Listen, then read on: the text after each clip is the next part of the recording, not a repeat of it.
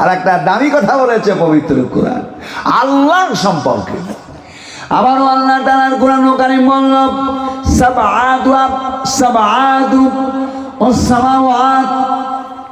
আল্লাহ পাকের কোরআন কারীম বলছে এ আকাশ একটা নয়, দুটো নয়, 7টা মহাকাশ, পর পর 7টা মহাকাশ রয়েছে উপরে।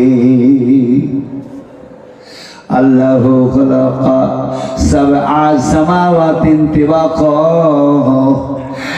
আল্লাহ যিনি সৃষ্টি করেছেন 7 আকাশ, আল্লাহ সৃষ্টি করেছেন 7 আকাশ এবং পৃথিবী। বলুন সুবহানাল্লাহ। এত মালিক আল্লাহ। আল্লাহর পবিত্র কোরআন বলছে যিনি সৃষ্টি করেছেন 7 আকাশ এবং পৃথিবী। তাই কোরআন বলল আকাশ সমূহ পৃথিবীর সমস্ত কিছুর মালিক একমাত্র আল্লাহ, আর কেউ নেই। এই পবিত্র কোরআনের সাথে আল হাদিস মিশকাত শরীফ হাদিস বলল লা ইলাহা ইল্লাল্লাহ। হাদিসে রয়েছে 1,24,000 নবী আর রাসূলগণ তারা সবাই বলছে আল্লাহ ব্যতীত কোনো মাবুদ নাই। অন্ধ কানা এরা তার মাবুদ তৈরি করেছে। কেউ গাছকে তৈরি করেছে, গাছ আজ আছে কাল নেই, গাছ মারা যায়, গাছ টিকবে না, গাছ আজ আছে কাল মরবে। কেউ পাহাড় পর্বতকে মাবুদ বানিয়েছে, কেউ নিজে হাতে তৈরি করা পুতুল তাকে মাবুদ বানিয়েছে, আর কেউ চাঁদ সূর্যকে মাবুদ বানিয়েছে। পবিত্র কোরআন কারীম মহাবিজ্ঞান, এই পবিত্র কোরআন কারীম বলছে 1,24,000 নবী রাসূলগণ বলছেন লা ইলাহা ইল্লাল্লাহ। নেই কোনো ইলাহি, কোনো মাবুদ, আছে শুধু এক আল্লাহ।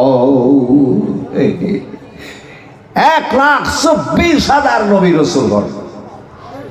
এই নবী রাসূলগণ মধ্যে আদম আলাইহিস সালাতু ওয়াস সালাম তিনি বলেছেন লা ইলাহা ইল্লাল্লাহ।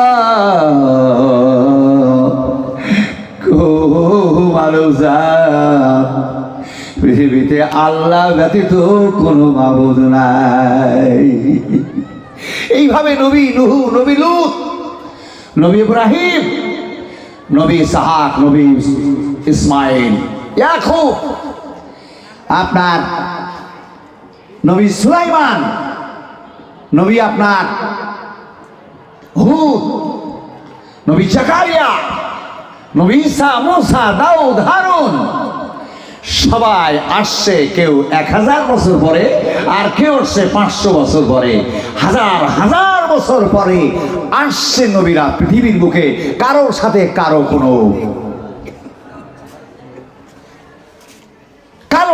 কারো কোনো সম্পর্ক নেই। খুব কম নবীরা এত দূর দূরান্ত আসলেও প্রত্যেকেরই একই কথা, লা ইলাহা ইল্লাল্লাহ। ওরে পৃথিবীর মানুষ তোরা শোনে না, আল্লাহ ব্যতীত কেউ নাই। আল্লাহ একমাত্র মাবুদ, আমাদের প্রতিপালক, আমাদেরকে সৃষ্টি করেছেন, খেতে দেয়, পড়তে দেয়। আল্লাহ সৃষ্টি করেছেন সূর্য, এই সূর্যের আলো পায়। আল্লাহ সৃষ্টি করেছেন চাঁদ, রাতে আমরা আলো পাই, দিন গণনা করি। আল্লাহ সৃষ্টি করেছেন তারকা, রাতের আকাশে কত শহরীয় তারকা দিক নির্ণয় করার কাজ করে চলেছে মহাকাশে। পাহাড় পর্বত, আসাম, মেঘালয়, বিভিন্ন রাজ্য সফর হচ্ছে। আমার ভাই ও বন্ধু, আমার কালিয়ার টুকরো, আসাম, মেঘালয় সহ দার্জিলিং সহ বিভিন্ন দেশ ও রাজ্য সফর চলছে। আসামে প্রচুর পাহাড়, দার্জিলিং এভারেস্ট পাহাড়, আপনার মেঘালয়ে বিশাল পাহাড়, সারা পৃথিবীতে প্রচুর পাহাড়। এই ছোট্ট মানুষ পবিত্র কোরআনকে না জানার কারণে তারা পাহাড়কে স্রষ্টা মাবুদ দাবি করেছে। পাহাড় মাবুদ নয়, পাহাড় কেটে রাস্তা তৈরি হচ্ছে। সূরা নাহাল এবং সূরা লুকমান অনেক জায়গাতে আল্লাহ পাক বলেছেন, আমি পাহাড় পৃথিবীতে চাপিয়ে পৃথিবীকে আমি স্থির করেছি, আমি পৃথিবীর ভারসাম্য তৈরি করেছি। পাহাড় কারো রব নয়, পাহাড় মাবুদ নয়, স্রষ্টা নয়। ভাই আমার, বন্ধু আমার, পবিত্র কোরআন কারীমের উপরে এই যে দেখছেন আপনাদের সামনে টেবিলের পরে সভাপতি সাহেবের সামনে পালা মারা আছে, ওর উপরে লেখা আছে যালিকাল কিতাবু লা রাইবা ফীহি, লেখা আছে এখানে। এর অর্থ পবিত্র কোরআন কারীমের উপরে যে শব্দটা ও বলছে বলছি যালিকাল কিতাবু লা রাইবা ফীহি, কিতাবটার উপরে বলছে এই কিতাবটার মধ্যে কোনো সন্দেহ নাই। এই 30 পারা কিতাব, এর মধ্যে বিন্দু পরিমাণ ভুল নেই।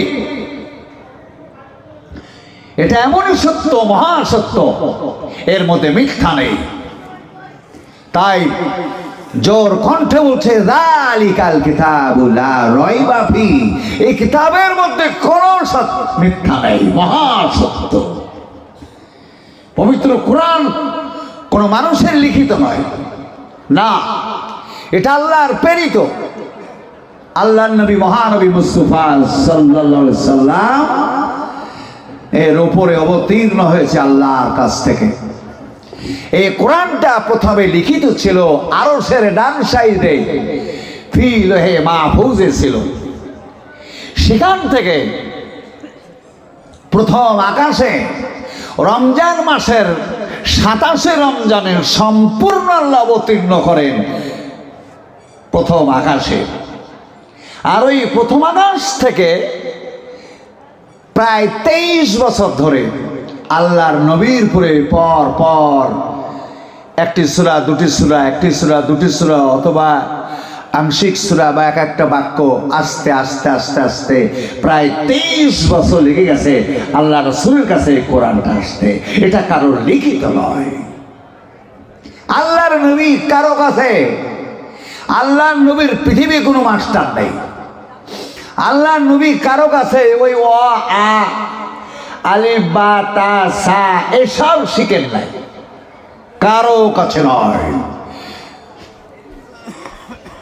সমস্ত নবীরা, কোন নবী কোন শিক্ষকের কাছে মাথা নত করেন নাই। সমস্ত নবী তারা এই মহাবিজ্ঞানের কথা বলেছেন। যতজন নবীর কাছে কোরআন এসেছে, বিশ্ব নবীর আগে আরো 3 জন নবীর কাছে কোরআন এসেছিল। দাউদ আলাইহিস সালামের কাছে এসেছিল, মুসা আলাইহিস সালামের কাছে এসেছিল, ঈসা আলাইহিস সালামের কাছে এসেছিল। সেই সময় সেই জামানার বাদশা তারা তাদের শক্তি বলে নবীদের সঙ্গে লড়াই করেছে। তারা বাতিলকে প্রতিষ্ঠিত করার জন্য শক্তি খাটিয়েছে এবং তৎকালীন যে কোরআন এসেছিল, জব্বুর, তৌরাত, ইনজিল, সেগুলোকে তারা ভুংভাং করেছিল, মিথ্যা বানিয়েছিল, তাদের মন গড়া কথা বানিয়েছিল। অনেক এইরকম বিশ্বাসঘাতক তারা পবিত্র কোরআনের কথার ভিতরে তাদের বাদশার কথাগুলাকে মিশিয়ে দিয়েছিল, দিয়ে ভুংভাং করে ফেলেছিল। কিন্তু পবিত্র কোরআনকে কেউ এমন করতে পারেনি, কিয়ামত তাক পারবে না। বলুন সুবহানাল্লাহ। তার কারণ কি বলুন তো আপনারা? আপনাদের নিশ্চয় জ্ঞান আছে, বুদ্ধি আছে। পারবে না তার কারণটা কি? পারবে না তার কারণ এক নাম্বার, এটা আল্লাহর পাহারায়, এটা আল্লাহর পাহারায়। এ কোরআন আল্লাহ পাহারা দিচ্ছে, কেউ পারবে না কোরআনের মধ্যে ভঙ্গ করতে, মিথ্যা দিতে। দুই নাম্বার আর একটা কারণ আছে, আল্লাহ মানুষকে এত ব্রেন দিয়েছেন যে ব্রেন দ্বারা পবিত্র কোরআনকে মুখস্থ করেছে ব্রেনের মধ্যে। এই যে মাদ্রাসার ছাত্ররা, এই যে মাদ্রাসা, আমি আসি মাদ্রাসায় কিসের জন্য জানেন? এখানে কোনো পয়সার জন্য আমি আসি না, না, এখানে আসি শুধুমাত্র যে এই মাদ্রাসাটা কোরআনের মাদ্রাসা। কোরআন মানুষের দরকার। কোরআন ছাড়া মানুষ অন্ধকারে ডুবে যাবে, জাহিলিয়াতে ভরপুর হয়ে যাবে, মানুষ তার মানবতা হারিয়ে দেবে, সভ্যতা হারিয়ে দেবে, মানুষের অধিকার খুঁজে পাবে না। কারণ আপনার আব্বা ইন্তিকাল করেছেন, আপনার আব্বা 500 বিঘা সম্পত্তির মালিক, আপনারা 10 ভাই 5 বোন, কার কতটা হক এই পবিত্র কোরআনের মধ্যে আছে। এই যে জালসা আমার আগে আমার ভাই মাওলানা মোশাররফ হোসেন সাহেব, শাইখুল হাদিস, এলমে দরিয়া, এই ডিস্ট্রিক্টের মধ্যে ভাই মোশাররফ সাহেবকে আল্লাহ আরো দীর্ঘজীবী করুন। তিনি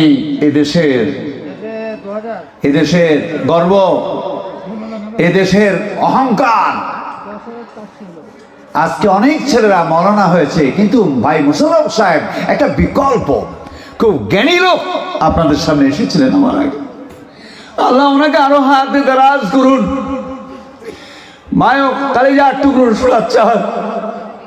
এই মাদ্রাসার ছেলেদের মাথাতে এই কোরআন শরীফটা আছে, পবিত্র পবিত্র কোরআন 30 পারা 114টা সূরা হাফেজদের মাথাতেও মুখস্থ হয়ে আছে। বলুন সুবহানাল্লাহ, একবার জোরে জোরে বলুন সুবহানাল্লাহ। একদম সূরা ফাতিহা থেকে বিসমিল্লাহ থেকে শুরু করে সূরা নাস পর্যন্ত হাফেজের মুখস্থ গোটা কোরআন ও কারিমটা। বলুন সুবহানাল্লাহ। আপনার আব্বা মারা গেছে, এই আইন ধরে আছে কারা? হাফেজরা। আইনটাকে মজবুত করে গাইড দিচ্ছে আলেমগণ। কারো বাবার তাগদ নেই সূরা ফাতিহার মধ্যে একটা জের বেশি করতে পারে। আলেমরা এটাকে পাহারা দিচ্ছে, হাফেজগণ মুখস্থ করেছে, ওর মাথাতে মুখস্থ হয়ে আছে, আর একজন আলেম ওটাকে পাহারা দিচ্ছে। এমন ভাবে পাহারা দিচ্ছে, আপনি যে একটা অক্ষর বেশি দিয়ে দেবেন পারবেন না, এমন ভাবে মাথাতে বসে আছে। বাহার পে জার ইসলাম মুজাফ আল্লাহ মৌসুফ রহমান সিফত আওয়াল রাহিম সিফত সানি, এক একটা অক্ষরের পুরে দলিল পেশ আছে।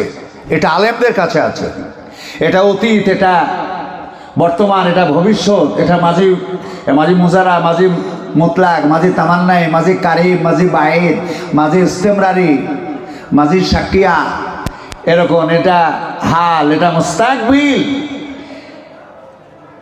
এটা জারফে জামান কি জারফে মাকান, এটা আমর হাজির, এটা এরকম সব এখানে বসেছে। আলেম মানে সহজ কথা নাই, কিন্তু মানুষে মনে করে যে পাঞ্জাবি টুপি গায়ে থাকলেই মৌলবি হয় না।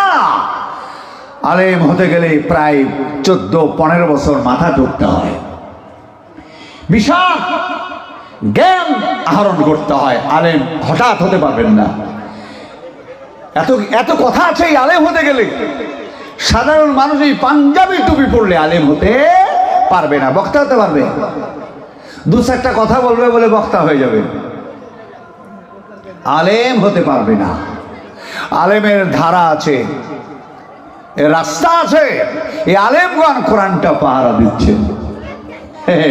1 নম্বর আল্লাহ পাহারা দিচ্ছেন, আর হাফেজদের মাথাতে আল্লাহ ব্রেন দিয়ে দিয়েছে, মানুষের মাথাতে পবিত্র কোরআনটা গোটা আপনি বলবেন হাফিজ সাহেব এটা সূরা ফাতিহা বলুন, বলুন আলহামদুলিল্লাহি রাব্বিল আলামিন আর রহমানির রহিম মালিকি ইয়াউমিদ্দিন ইয়াকা না'বুদু ওয়া ইয়াকা নাস্তাঈন ইয়াসিন ওয়াল কুরআনিল হাকীম ইন্নাকা লামিনাল মুরসালিন বিসমিল্লাহির রহমানির রহিম ওয়াস সামাই যাতিল বুরুজ ওয়াল ইয়াউমিল মাউউদ। চলবে কাট করে বিসমিল্লাহির রহমানির রহিম ওয়াশ শামসু যুহা ওয়াল কমারি ইযা তালাহা। আর চলবে এরকম বিসমিল্লাহির রহমানির রহিম কুল আউযু বিরাব্বিন নাস মালিকিন নাস ইলাহিন নাস মিন শাররিল ওয়াসওয়াসিল খান্নাস। গট গট গট গট করে গোটা কোরআন পড়বে, হায়রে জেহের যাবার ভুল হবে না। যদি ভুল হয় আর একজন হাফেজ সাহেব কাছে বসে আছি। পৃথিবীর এমন কোন জ্ঞানী, এমন কোন সাহিত্যিক নেই যে কোরআনের মধ্যে ভুল ভাল দিতে পারে। এই জন্য এই মাদ্রাসা, এই যে আপনারা দান করেছেন, করলেন টাকা পয়সা, এটা এমনি নয়। এই কোরআন ইংলিশে আছে, আমরা বলবো বিসমিল্লাহির রহমানির রহিম। ইংলিশে আছে ইন দ্য নাম বেনিফিসেন্ট দ্য মার্সিফুল, এই রকম ইংলিশে করা আছে। আমরা আরবিতে পড়ছি, যারা ব্যারিস্টার তারা ইংলিশে পড়ছে। আপনি কোর্টে হাজির হবে, বলে ব্যারিস্টার আমি যখন নামালো তখন জমি বন্টন হয়ে গেছে, আমি জানি না আমার বড় ভাই 50 বিঘা সম্পত্তির মালিক বেশি আমার থেকে কেমন করে হলো। ব্যারিস্টার করবে কি? আপনার বড় ভাইকে অ্যারেস্ট করাবে, পুলিশ মারফতে আপনার হক আপনাকে পৌঁছে দেবে। কার ক্ষমতায়? কোরআনে আছে ওদের